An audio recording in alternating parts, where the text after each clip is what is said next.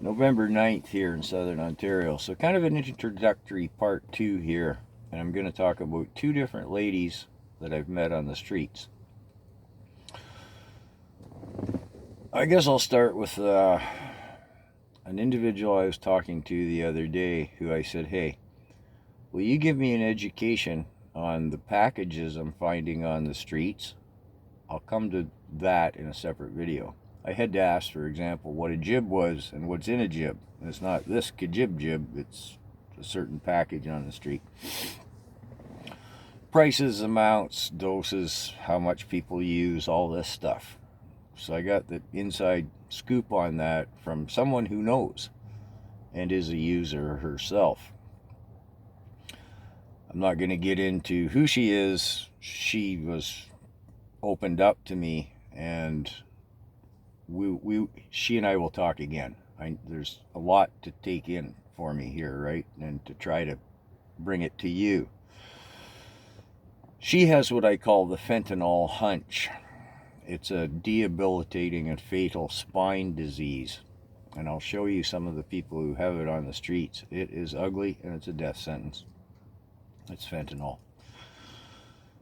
She's been on the streets 7 years and has the hunch, as I call it. I'll get into the medical terminology and what that's all about in another video. She uses now constantly the same amount every day. It's kind of medicinal for her. I know that sounds weird to say. She doesn't use it to get high. Again, she's been on the streets 7 years. She's well known as, I don't know what you'd say. She tries to keep an eye on everyone and tries to help them out to what extent she can, right? Now I'm going to take you to a separate story that's a happy story. A woman I've met and I've spoken to on a number of occasions over the last few months here as I've been traipsing the streets trying to do something with this whole thing. She's 64, and I would call her a Trudeau homeless, because she's not the conventional homeless in the sense she doesn't have physical or mental disabilities, and she's not a drug user. But at 64 years of age, she can't afford to live, to keep a roof over her head and eat, right?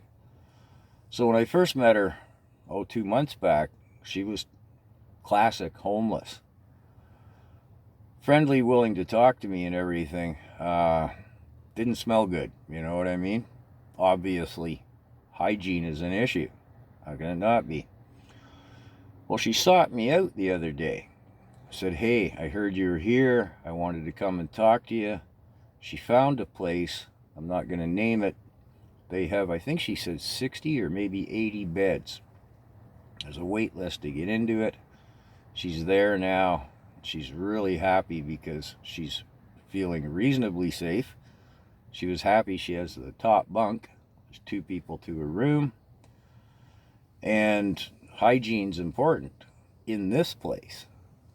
And to her, sorry, somebody's phoning me, but I'll let that go. Anyways, hygiene's important to the facility as a whole, and she's happy now. She can bathe and wash her clothes and has a degree of security and a roof over her head. And she just said, I wanted to track you down and tell you about that because you seem to genuinely care about us. That's a happy story. So I'm going to leave this video here because I see it's going on for a while. And now I'm going to make a 2-part video, 2 videos on 2 perspectives of something I witnessed the other day. Oh, consider helping out. Hit the like button. I should plug my videos more. Yeah, please hit the like button.